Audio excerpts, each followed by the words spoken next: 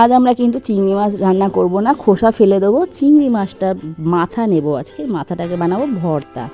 চলুন দেখে নিই কীভাবে বানাচ্ছি। প্রথমে স্বাদ মতো তেল দেবো, দিয়ে আমরা দিয়ে দিলাম কালো জিরে, তার মধ্যে দিয়ে দেবো নুন হলুদ মেখে রাখা চিংড়ি মাছের মাথা।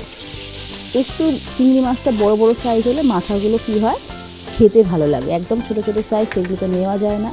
এবার দিয়ে দেবো রসুন থেতো করা, আদা থেতো করা, এগুলো আপনারা ছোটো ছোটো টুকরো করেও দিতে পারেন, যেহেতু পরে আমরা এটাকে বাটবো। আচ্ছা, এবার দিয়ে দিলাম আমরা কাঁচা লঙ্কা কুচি। হালকা ভাজা ভাজা হয়ে আসবে, ঠান্ডা করে আমরা মিক্সিতে বেটে নেবো। আপনারা পারলে শিলেও বেটে নিতে পারেন।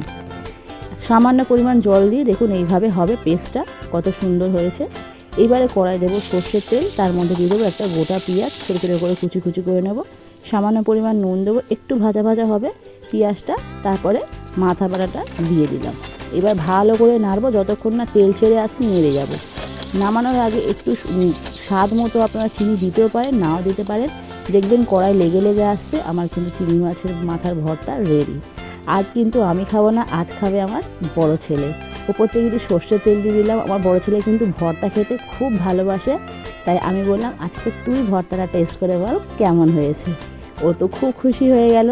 তাই ওই আপনাদের খেয়ে বলবে কেমন হয়েছে। আর আপনারাও কিন্তু জানাবেন চিংড়ি মাছের মাথার ভর্তাটা কেমন লাগলো। আর আপনারা নেক্সট টাইমে কী কী রেসিপি দেখতে চান অবশ্যই কমেন্টসে জানাবেন। এরকম নিত্য নতুন ভিডিও পাওয়ার জন্য আমার চ্যানেলটা সাবস্ক্রাইব করে পাশে থাকার অনুরোধ রইল। আজ এই পর্যন্তই, দেখা হচ্ছে নেক্সট ভিডিওতে। টাটা।